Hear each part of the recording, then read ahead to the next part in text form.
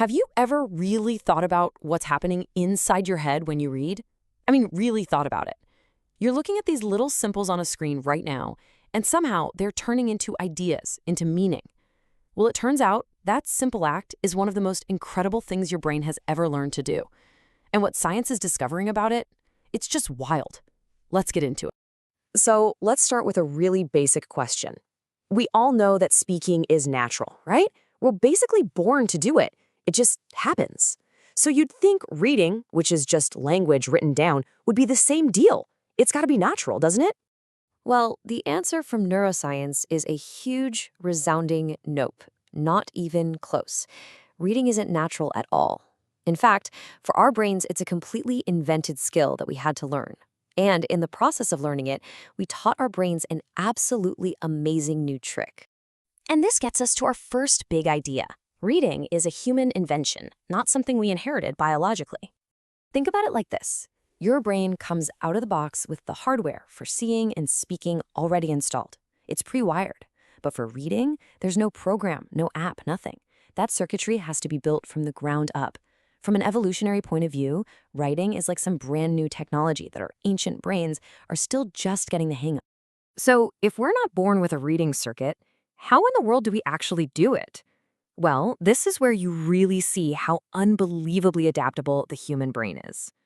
Scientists call this incredible process co-option, and it's basically neural recycling. Your brain doesn't just build a new reading center. That would be way too inefficient. Instead, it gets clever.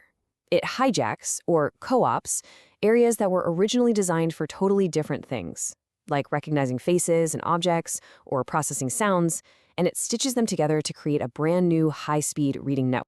And here's how that network fires up every single time you read. It's a three-step dance that happens in a split second. First, your eyes and your visual cortex see a symbol. Then, almost instantly, your brain connects that shape to a sound over in the auditory cortex. And finally, your language centers jump in and give it all meaning. It's this incredible symphony of activity happening all across your brain just to read one single word.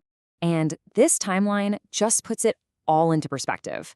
I mean, look at this. We've been speaking for over 200,000 years, but writing, that only showed up about 5,000 years ago. In the grand sweep of human history, that was like yesterday.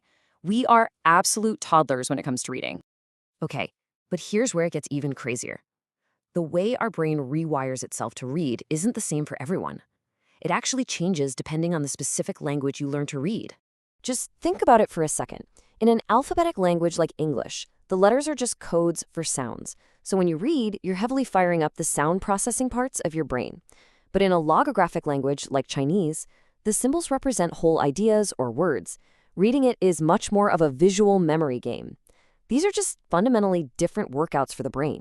And this isn't just a theory. There was this truly remarkable case study of a bilingual man who had a stroke, and it gave scientists the perfect accidental window into these separate brain circuits. So, get this. This man was fluent in both English and Chinese. He had a stroke that damaged a very specific part of his brain, and afterward, he completely lost the ability to read the complex visual symbols of Chinese. Gone. But, and this is the part that just blows my mind, his ability to read English was totally fine. It was completely untouched. It's just this perfect, powerful proof that the brain builds completely different roads for different kinds of reading. Okay, so that same incredibly flexible brain that learned to read is now facing a brand new challenge, the screen.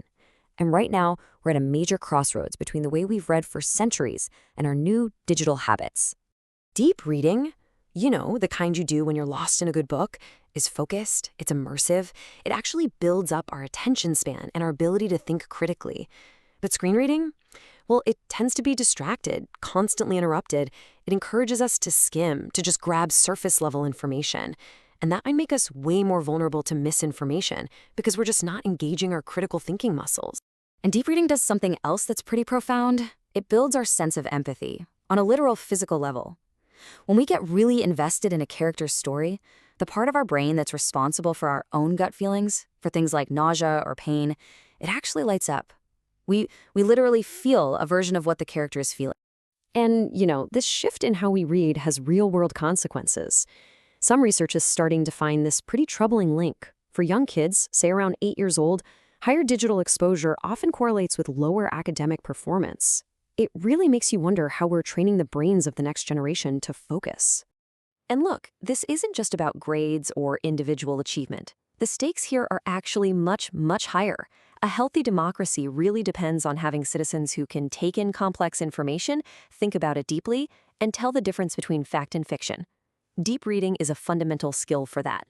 So in this world that's just full of notifications and distractions, what's the solution? How do we protect this amazing skill that our brains worked so hard to build in the first place? Well, the answer, as it turns out, is actually pretty simple. It's beautiful, even. The antidote to all that distraction and skimming is to cultivate a reading life.